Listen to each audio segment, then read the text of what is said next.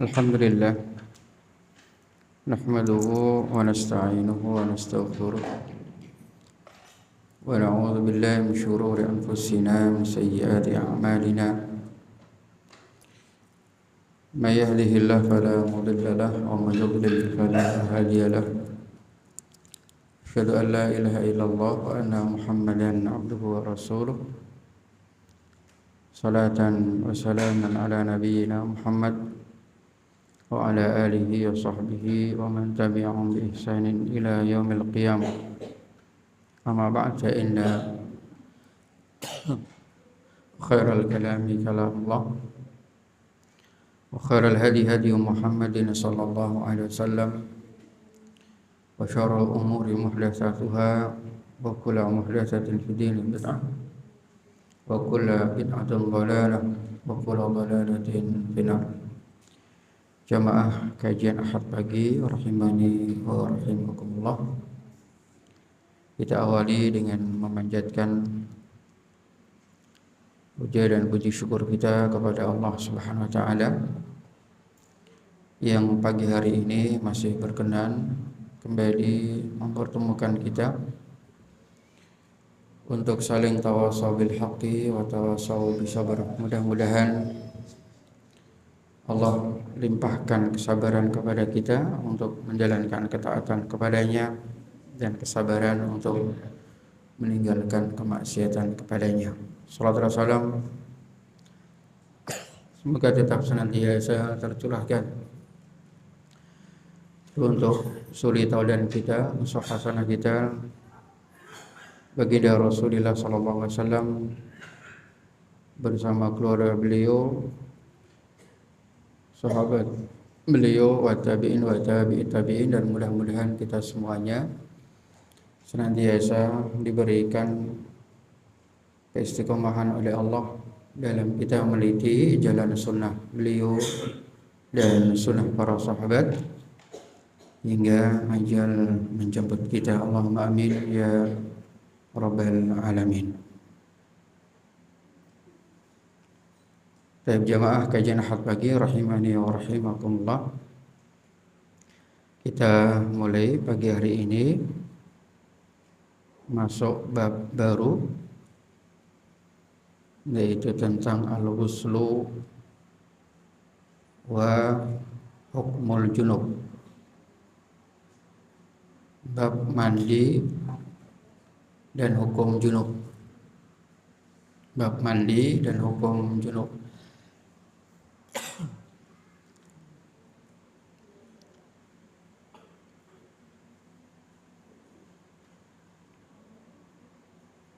Kita langsung bacakan.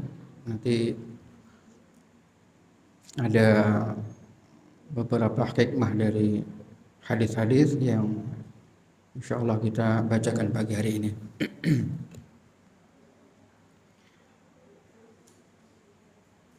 Ya. Hadis yang pertama, bismillah. An Abi Sa'id Al-Khudri radhiyallahu anhu qala Rasulullah sallallahu alaihi wasallam al-ma'u minal ma', rawahu Muslim. Dari sahabat Abu Sa'id Al-Khudri, semoga Allah meridai beliau, beliau berkata bahwa Rasulullah SAW bersabda, al-ma'u minal ma'. Al-ma'u minal ma'. Air, maksudnya air untuk mandi, itu minal ma', berasal dari air.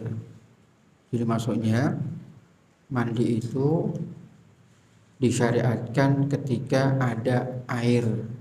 Air yang kedua maksudnya adalah air mani. Ya, disyariatkan untuk mandi karena sebab adanya air, yaitu air mani. Ya. Secara zahir ya ketika seseorang keluar air maninya, maka ada kewajiban untuk mandi. Ya. Ini secara zahir makna hadis tersebut ya, atau makna yang hadis yang kita bacakan tadi. Hanya saja nanti hadis berikutnya itu sedikit secara zahir ada pertentangan. Tapi nanti para ulama menjelaskan bagaimana mensikapi dua hadis tersebut. Kita bacakan beberapa faedahnya. Al-hadis yadullu ala anna wujub al-ightisal min al-janabah la yakun illa min inzal. Ya, kalau secara zahir hadis ini memberikan faedah bahwa kewajiban untuk mandi junub ketika keluar air maninya. Kalau tidak berarti tidak. Ini secara zahir ya. Bahkan dalam hadis yang lain, innamal ma'u minal ma'. Ya, dalam hadis yang lain itu pakai innama. Innama itu membatasi. Ya, jadi mandi itu hanya ketika keluar air maninya. Ya, dalam riwayat yang lain. Di sini beliau sebutkan secara umum. Nanti insya Allah secara detailnya akan dijelaskan tata cara mandinya. Al-ightisal wa ifadatul ma' ala umumil jismi. Mandi itu secara umumnya ya mengguyurkan air dari ujung atas kepala sampai ujung bawah atau sampai ke kaki. Ya, itu secara umum seperti itu. Ya, semua terkena air. Ya, tidak ada yang terluputkan. Apa hikmahnya? Kata beliau, anal badan ba'dal jima' yusabu al-khumul wal kasal wal dha'af. Ya, insyaallah kita faham ya. Karena orang yang berhubungan suami istri ya ketika selesai itu akan menyebabkan ya khumul, ya dha'af, ya, badan serasa ya lelah, capek.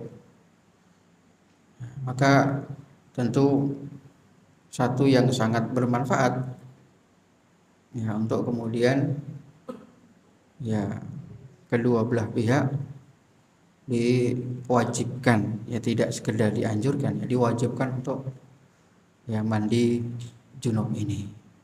Ya tentu secara kesehatan, secara real ya, itu bisa menyegarkan lagi, mengembalikan ya kesegaran yang mungkin telah hilang setelah berhubungan suami istri.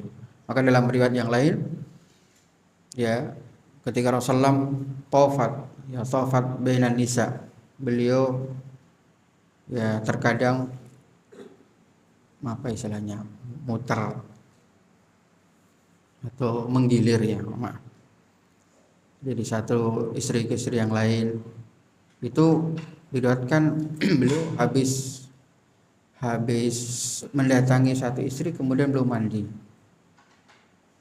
Baru kemudian mendatangi istri yang berikutnya, terus mandi.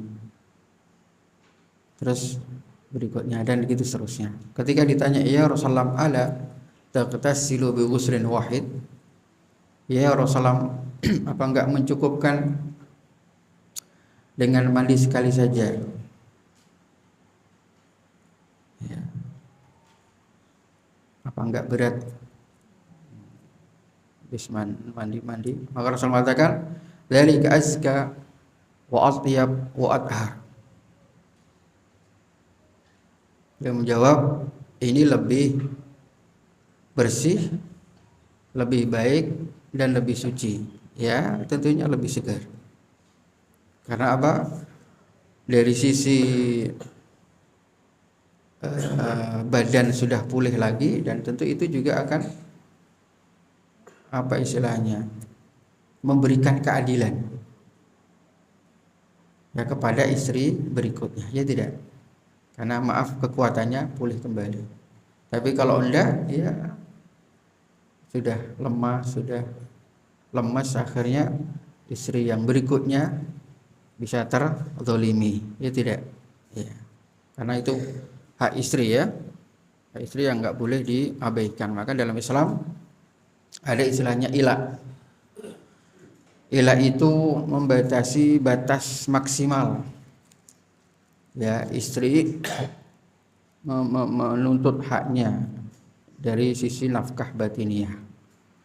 Walladzina ya'luna min nisa'im tarabbusu arba'atu ashhur fa in fa'u fa innallaha ghafurur rahim. In azzamu talaq fa innallaha samiun alim. Jadi batasnya nanti ada di bab usrah, ya. Jadi batasan maksimal istri itu adalah 4 bulan. Jadi kalau suaminya nggak ngasih nafkah batin lebih dari 4 bulan, ada 2 pilihan. Ya. Yang pertama dipaksa harus berikan nafkah batin, kalau enggak ya ceraikan. Agar si istri tidak terzalimi. Ya. Ya, secara zahir makna hadis tersebut, ya, kewajiban mandi ketika keluar air maninya. Nah, ini secara zahir tersebut itu mu'arid, ya, bertentangan dengan hadis berikutnya, ya. Sudah kita bacakan hadis berikutnya. Bagaimana pendapat para ulama?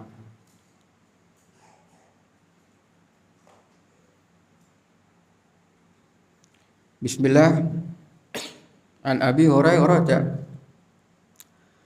radhiyallahu anhu qala Rasulullah sallallahu alaihi wasallam idza jalasa baina syu'abihal arba' thumma jahadaha waqad wajaba al-ghuslu. Muttafaqun alaih. Bukhari Muslim. Wa zada Muslim wa illam yanzil. Dari sahabat Abu Hurairah, semoga Allah meridhai beliau, berkata, Rasulullah SAW bersabda, kalau dia duduk, maaf ya, ini harus, ya, ini bukan porno, ini syar'i, ya. Ya. Allah udah 18 ke atas semua ini. Kalau seandainya dia duduk di antara 4 cabang, ya, 4 cabang itu ulama menafsirkan 2 tangan, ya, 2 tangan dan 2 kaki istri, ya, 4 cabang. Duduk di antara 4 cabang itu maksudnya suami. Tsumma jahada, kemudian dia bersungguh-sungguh, ya, wajaba faqad wajaba al-ghuslu, maka sudah diwajibkan untuk mandi. Ya. Bukhari Muslim. Dalam riwayat Muslim ada tambahan wa illam yanzil. Ya, meskipun tidak sampai keluar air mani. Nah, ini berarti kan ini tadi, ya bertentangan dengan hadis yang pertama tadi. Ya tidak? Kalau tadi yang pertama, mandi itu disyariatkan, diwajibkan hanya ketika keluar air mani. Nah ini tidak harus, ya tidak harus keluar air mani. Para ulama menjelaskan, ya termasuk Syekh Utsaimin, Syekh bin Baz, maksudnya jahada baina syu'abil arba itu, yaitu hubungan suami istri ya. Ya. Dan maaf, hubungan suami istri ya itu sampai, ya kita bacakan aja biar saya nggak ngada-ngada. Asy'alul arba, kata beliau, yadul mar'ati wa rijlaha. 4 cabang maksudnya dua tangan perempuan, 2 tangan dan 2 kaki istri. Ya, dan duduknya laki-laki di antara dua itu yaitu kinayah berhubungan suami istri. Kata beliau, ya al-yaku sifatin min sifatil jima'. Itu sebagai salah satu di antara metode, ya, cara untuk berhubungan suami istri. Ya, karena memang dalam tuntunan agama kita tidak ada ketentuan yang pasti. Ya, dalam surah, insya Allah ini juga mungkin sudah kita sering dengar ya, surah An-Nisa ayat ke-22 223. Allah berfirman, nisa'ukum harthul lakum fa'atu harthakum anna syi'tum. Ya, istri-istri kalian itu adalah tempat untuk bercocok tanam. Ya, fa'tu harsakum anna syi'tum, maka datangilah dari mana yang kalian inginkan. Qala Ibnu Abbas mengatakan, ya, kaifa syi'tum muqbilatan wa mudbiratan fi samamin wahid. Bagaimana caranya yang kalian inginkan, silahkan. Yang penting fi samamin wahid, di tempat, maaf, ya, tempat lahirnya janin. Kata beliau, mau mukbilatan, ya mau dari arah depan, wa mudbiratan dari arah belakang, tidak masalah, boleh secara syar'i, apa saja. Itu menafikan, mengklaim, menafikan klaim orang-orang Yahudi. Orang Yahudi mengatakan, ya, idza jama'a min wara'iha ja'al waladu ahwal. Orang Yahudi mengatakan, suami itu yang mendatang istrinya dari belakang itu nanti kalau ada atau ada dikasih keturunan, nanti akan lahir dalam keadaan juling. Itu klaim mereka. Nah, kemudian Allah bantah. Dari mana itu? Turunlah ayat ini, nisa'ukum harthul lakum fa'tu harthakum anna syi'tum. Enggak benar, klaim kalian enggak benar. Mau depan, lihat belakang enggak masalah, yang penting ya tempat bercocok tanam. Ada pendapat Ibnu Abbas dan juga ulama-ulama lain seperti itu. Ya, maka ini hanya salah satu di antara bentuk berhubungan suami istri. Kata beliau al-yak, ya lebih pantas, lebih layak.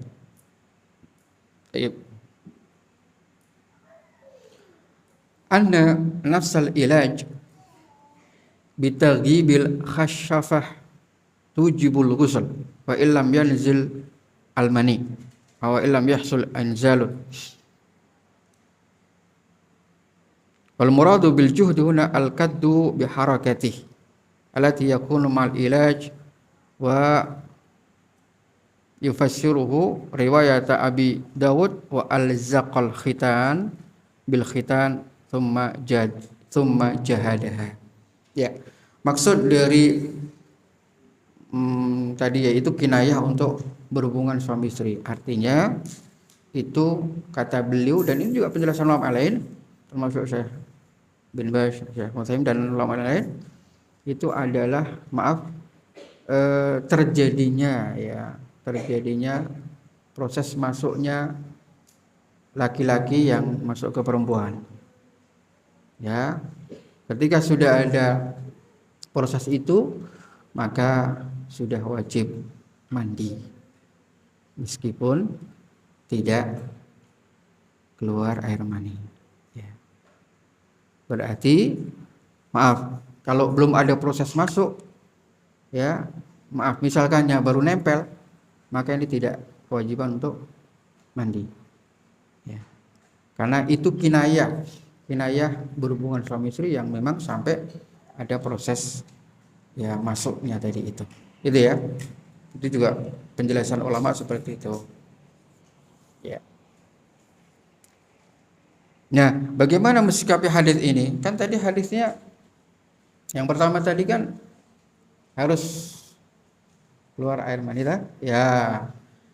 Jumhur ulama dan ini ya insyaallah yang lebih pas dan lebih benar, hadis yang kedua ini adalah hadis nasikh. Apa nasikh itu? Menghapus dalil yang hadis yang pertama, mansukh. Dalil yang pertama tadi mansukh, dihapus. Artinya yang berlaku berarti hadis yang kedua.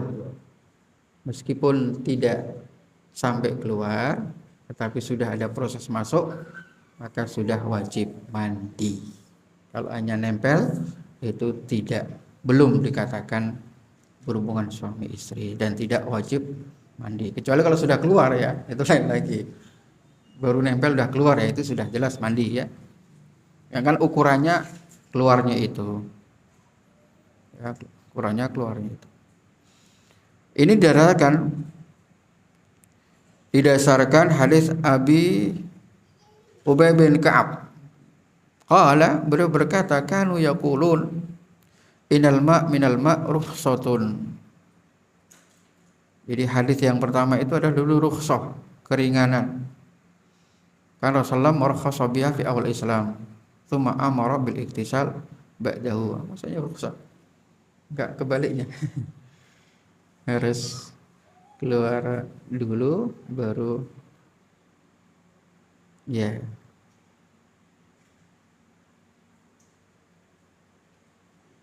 Allah alam ya. Intinya ini dalil yang menjelaskan bahwa hadis yang kedua hadis yang menghapus dari hadis yang pertama tadi. Karena ada konteks jahada. Ya, Rasulullah idza jalasa baina syu'abil arba' thumma jahada. Jahada kata beliau al-kaddu fi harakah. Jadi mengeluarkan tenaga. Ya kan tentu ada hikmahnya toh. Ya ketika tenaga keluar, ya tadi itu akhirnya jasad menjadi lemah, loyo. Sehingga masih sesuai untuk kemudian dianjurkan meskipun tidak keluar. Yang mungkin meskipun juga keloyoannya tidak seloyo ketika ada proses keluarnya air mani. Tetapi kata jahada itu satu kesungguhan, satu usaha yang membutuhkan tenaga. Allah a'lam bishawab. Ya itu ya. Ya, dua hadis yang berhubungan dengan hubungan suami istri dan hukum mandi yang disebabkan hal tersebut. Hadis berikutnya ini sudah tema yang lain, maksudnya bukan lagi konteks hubungan suami istri. An Ummi Salamah anna Umma Sulaimin wa imra'atu Abi Talhah qalat, ya Rasulullah, inna Allah la yastahi minal haqq. Fahal 'ala al-mar'ati al-ghuslu idha ihtalamat? Qala na'am, idha ra'atil ma'. Hadis Bukhari Muslim. Dari Ummu Salamah bahwa Ummu Sulaim, istrinya Abi Talhah, Abu Talha siapa? Sahabat. Abu Talha kalau tidak salah beliau punya jasa besar ya dalam perang Uhud. Ya, beliaulah yang membentengi Rasulullah SAW saat diserang oleh pasukan kafir. Maka Umar kalau disebutkan perang Uhud itu belum mengatakan hadza ghazwatu li Abi Talha. Ini perang milik Abu Talha semuanya. Karena jasa beliau yang begitu besar membentengi Rasulullah dari serangan kafir. Karena perang Uhud itu kan kocar-kacir. Jadi ketika pasukan kafir bisa menguasai Gunung Uhud, ya dah, karena pasukan yang di atas turun loh, ya menyelisih perintah Rasulullah. Rasulullah berpesan jangan kalian turun sebelum ada perintah dariku. Ternyata turun terus diganti sama pasukan kafir dipimpin Khalid bin Walid. Akhirnya dari atas diserang, dari depan diserang. Udah bocor. Ada lari semua, menyelamatkan diri masing-masing. Sampai Rasulullah ditinggal. Ya, karena udah nggak terkontrol. Rasulullah mengatakan, wahai sahabatku, saya di sini. Ayo, maksudnya menyatu kembali, jangan kocar-kacir. Tapi ya karena sudah posisi sudah diserang, udah kacau balau. Terus ada kabar lagi dari kafir, Muhammad sudah berhasil kita bunuh, Muhammad sudah mati. Sudah tambah para sahabat tambah apa? Ya, tambah semangat, tambah down. Akhirnya ya Abu Talha, dia sahabat yang bisa membentengi Rasulullah, ya sampai beliau bisa ya selamat dengan izin Allah Subhanahu wa taala. Ya istrinya namanya Ummu Sulaim. Kalau dia berkata atau bertanya, ya Rasulullah, sesungguhnya Allah tidak malu dari kebenaran. Innallaha la yastahyi minal haq. Sesungguhnya Allah tidak malu dari kebenaran. Fahal 'alal mar'ati al-ghusl, apakah punya kewajiban bagi wanita untuk mandi idah talamat apabila bermimpi? Ya, apabila bermimpi apakah juga wajib untuk mandi? Qala na'am idza ra'atil ma'. Rasul menjawab, iya kalau melihat air. Air apa? Air mani. Iya. Jadi kalau mimpi kemudian melihat bekas mimpinya keluar air mani, ya wajib mandi. Tapi kalau tidak, ya enggak. Karena kan ilahnya dengan adanya keluar air mani. Bukhari Muslim. Ada beberapa faedah yang beliau sampaikan. Yang pertama, innal mar'ah, ya sesungguhnya wanita itu hukumnya sama dengan laki-laki, artinya bisa mengalami mimpi, kalau istilahnya mimpi basah ya. Yang penting orang keterocoan ya. Karena memang hasil mimpi. Ya, kata beliau ini ada tabi'i. Ini tabi'i yang Allah ciptakan laki-laki dan perempuan seperti itu. Ya, bukan suatu aib. Sudah fitrahnya manusia seperti itu. Apalagi yang masih bujang-bujang. Ya, ada ya yaitu hikmahnya tentu besar ya. Hikmahnya besar karena sesuatu yang harus dikeluarkan belum dikeluarkan, ya Allah mengeluarkan melalui mimpi-mimpi itu. Sehingga itu ya insya Allah salah satu di antara bentuk cara Allah menyehatkan hamba-hambanya yang mungkin belum ya mendapatkan pasangan hidupnya. Baik. Ini ada tambahan. Innal mar'ata tanzilu kama tanzilul mar'ah. Fal janin yuladu min nutfai rajul wal mar'ah. Tambahan faedah. Sesungguhnya Janin itu dihasilkan dari pertemuan antara ya sel telur ya, kalau perempuan sel telur ya, wanita dengan sperma laki-laki. Kata Allah Subhanahu wa taala, "Inna khalaqnal insana min nutfatin amsyaj." Kami ciptakan manusia dari air mani yang tercampur. Ya. Min nutfah yakunu syahbal walad. Terus kemudian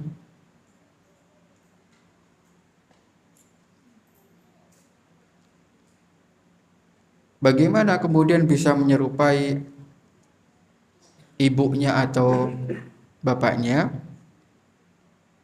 Kata beliau, mana yang lebih kuat? Ya. Mana yang lebih kuat, itulah yang akan bisa mempengaruhi pribadinya anak. Ya. Kalau maaf di sini disebutkan kalau yang lebih kuat laki-lakinya, Allah alam ya, ini hikmah bisa jadi bisa benar atau bisa jadi salah ya. Kalau yang duluan itu laki-lakinya keluarnya, tentu itu lebih kuat. Nah itu kemungkinan besar nanti anaknya mirip ayahnya. Tapi kalau yang lebih duluan ibunya, maka itu nanti kemungkinan ya mirip dengan ibunya. Kalau sama-sama bareng ya campuran. Ya, campuran antara sifat ya, ayah dan sifat ibu.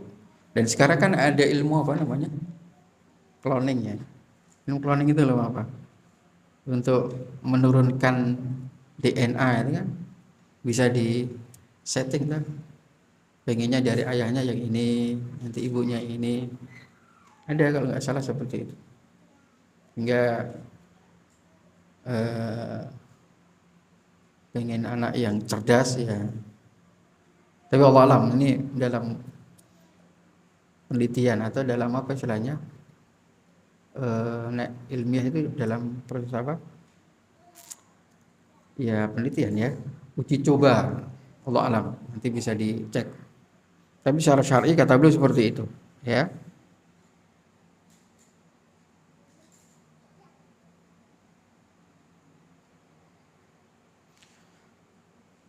Kemudian hikmah berikutnya, innal haya alayan bagi ayam min ta'allumil ilmi. Ya, sifat apa itu rasa malu itu jangan menghalangi untuk belajar. Ya, talabul ilmi. Maka Ummu Salim mengatakan bertanya hal yang mungkin dianggap agak sesuatu yang enggak etis gitu ya. Nah, tapi karena itu ilmu, maka beliau tetap semangat untuk belajar. Karena itu berkaitan hukum syar'i. Maka beliau dulu. Beliau kasih muqaddimah dulu. Innallaha la yastahi minal haqqi ya Rasulullah. Sehingga Allah tidak malu dari kebenaran. Kalau itu benar ya sudah. Meskipun mungkin zahirnya kurang pas, kurang apa etika, tapi ini kebenaran disampaikan. Nah, gitu. Sehingga itu tidak menghalangi beliau untuk belajar. Meskipun beliau seorang sahabiat. Maka Aisyah mengatakan, ni'man nisaul ansar lam yamna'hunnal haya'u min tafaqqu fiddin. Aisyah berkata, sebaik-baik wanita adalah wanita Ansar yang tidak menghalangi rasa malu mereka untuk bertafaqquh fiddin, untuk mendalami ilmu agama. Karena dua sifat yang menghalangi orang mendapatkan ilmu. Apa itu? Ya, kalau malas jelas. Ya, al-haya wal kibr. La yanalal ilma mustahyin wala mustakbir. Tidak akan pernah mendapatkan ilmu dua orang. Orang yang malu dan orang yang menyombongkan diri, merasa wis pinter. Alah kajian iku kok ngono rasa melu rasa mangkat. Itu justru penutup dia mendapatkan ilmu. Sombongan. Ya, sudah merasa cukup. Atau tadi itu yang pertama malu. Maka Ibnu Abbas ketika beliau ditanya, wah Ibnu Abbas, apa rahasianya engkau dapat ilmu yang begitu banyak? Kau faham tafsir, faham hadis. Ya, faqal hadza min barakati doai Rasulullah sallallahu alaihi wasallam wa lisanun saul, salah satunya itu. Ini adalah berkat doanya Rasulullah, dan yang kedua karena saya punya lisan yang senang bertanya. Ini pertanyaan yang tentu berfaedah ya. Kalau nggak tahu ya ditanyakan, jangan dipendam, jangan nggak ditanyakan karena sebab malu. Kan banyak gitu ya nggak? Aku jane pengen takok ning kok piye sini piye ya, akhirnya nggak dapat ilmu. Itu banyak ya nggak terhitung. Ketika kita sekolah, ketika kita belajar, ya, banyak hal-hal yang kita nggak paham tapi karena malu akhirnya tidak kita pertanyakan. Itu menjadi penghalang kita mendapatkan ilmu.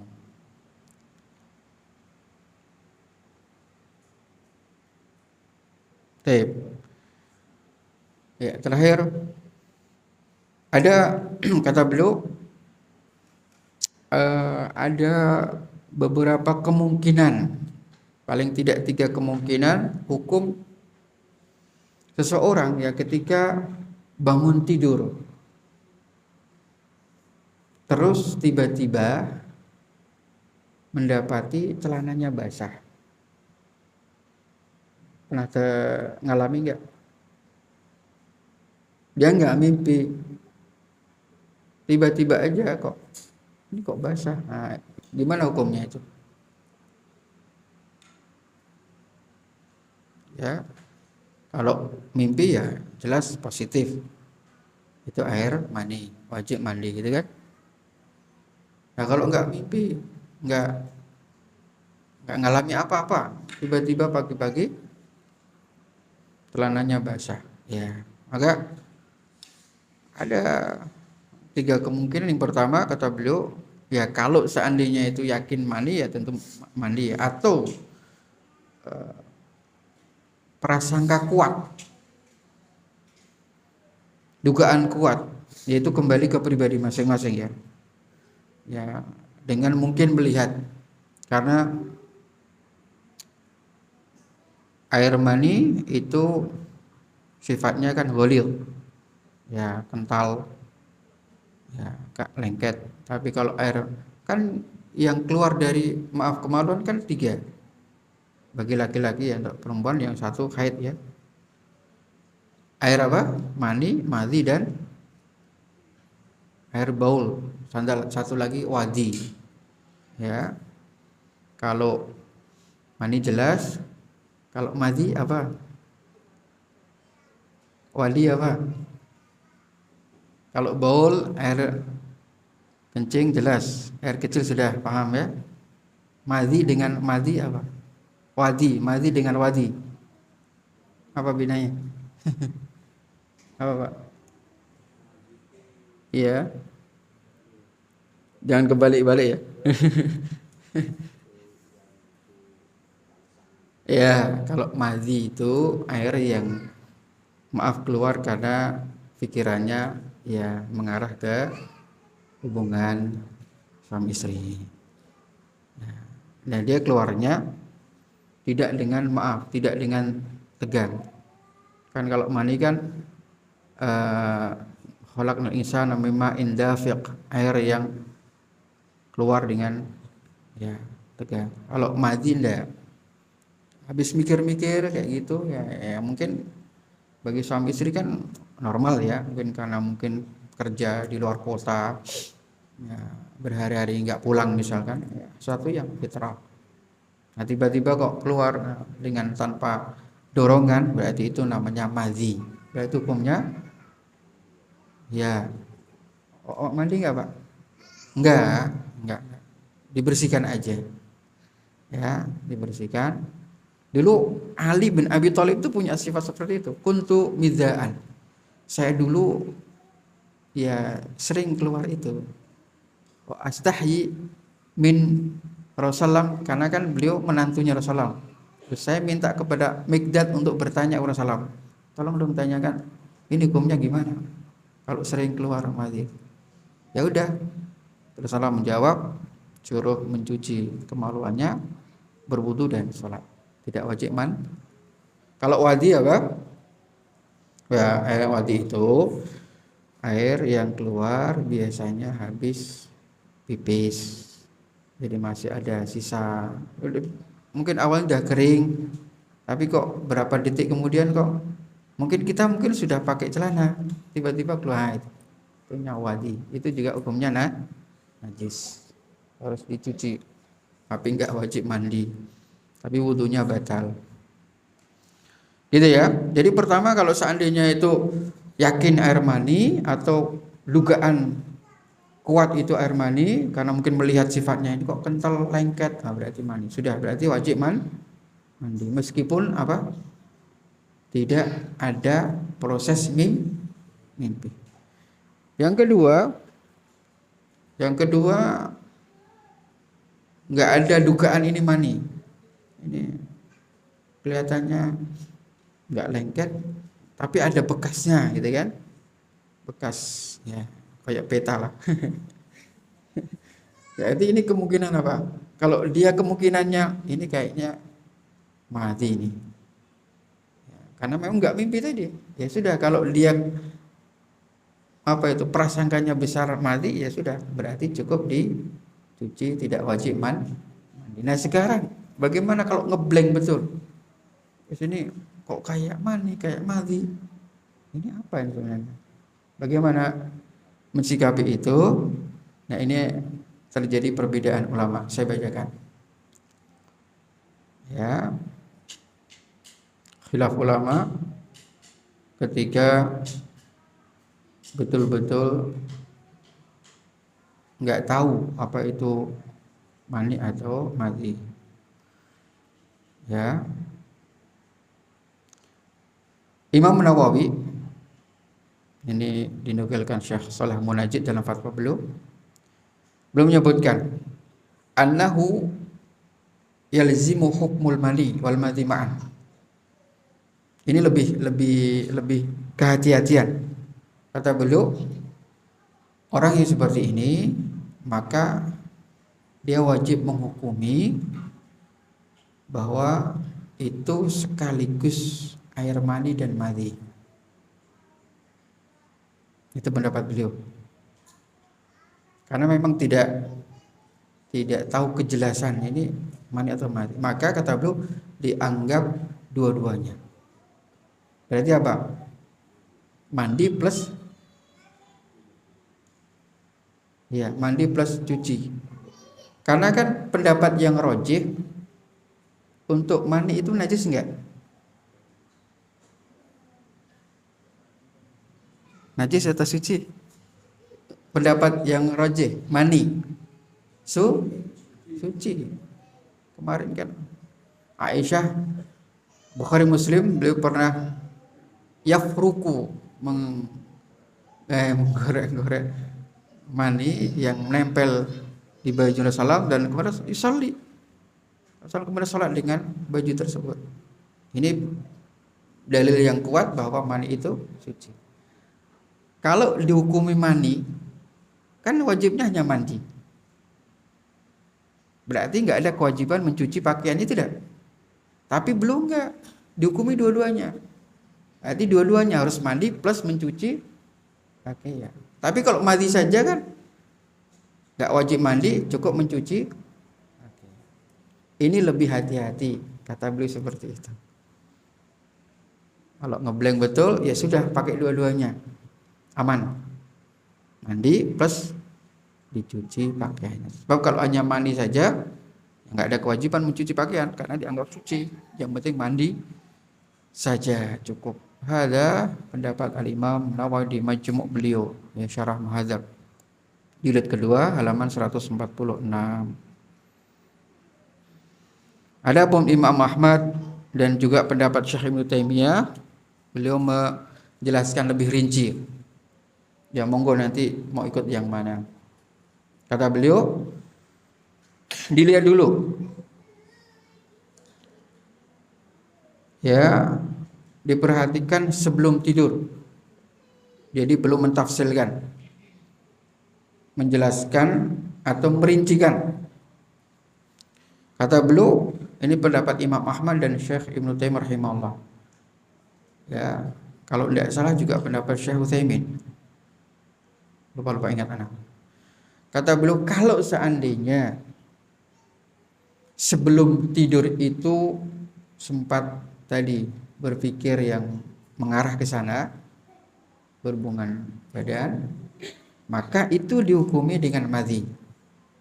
Sebab madhi keluar karena didahului tadi itu. Ya. Berarti itu madhi. Gak wajib mandi, cukup dicuci pakai. Kalau seandainya nggak ada ya pikiran-pikiran seperti itu sebelum tidur, pokoknya tiba-tiba bangun tidur nggak mimpi, dapati pakainya basah, berarti itu mani. Ya, karena belum menitik beratkan kepada pikiran. Mani kan tadi proses di awal muqaddimah tadi. Berarti kalau seandainya ya tidak ada muqaddimah itu ya mani. Allah alam bisawab. Itu pendapat beliau Imam Ahmad dan Ibnu Taimiyah. Jadi tafsirkan dulu. Sebelum tidur apa yang dipikirkan? Pikirkan utang, pikirkan future. Pikirkan utang ya berarti mani gitu kan. Tiba-tiba kok pagi-pagi mendapati pakainya basah. Kalau mikirnya kangen ya berarti ya itu mani. Allah alam bisawab. Ini saya sebentar.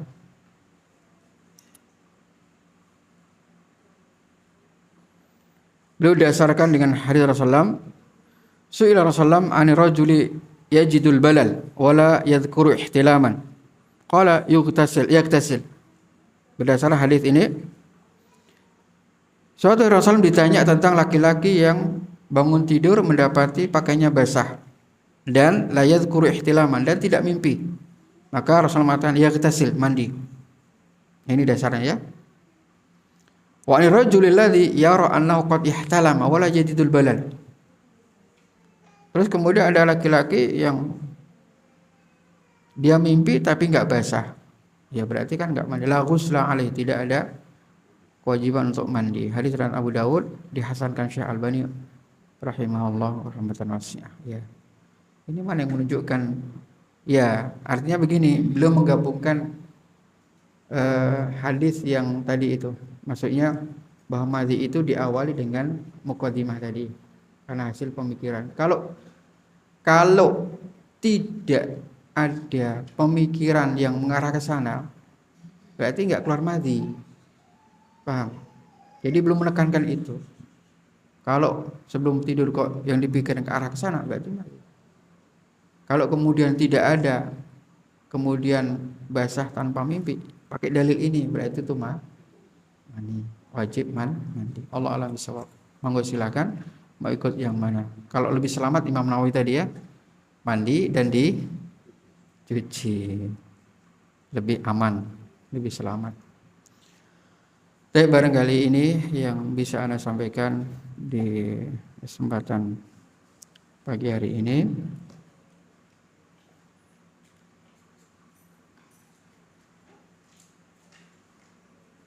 Kurang lebihnya mohon maaf. Mudah-mudahan ada manfaatnya untuk kehidupan kita dan bisa kita amalkan dalam kehidupan kita keseharian. Subhanaka wa bihamdika asyhadu an la ilaha illa anta astaghfiruka wa atubu ilaik. Assalamualaikum warahmatullahi wabarakatuh.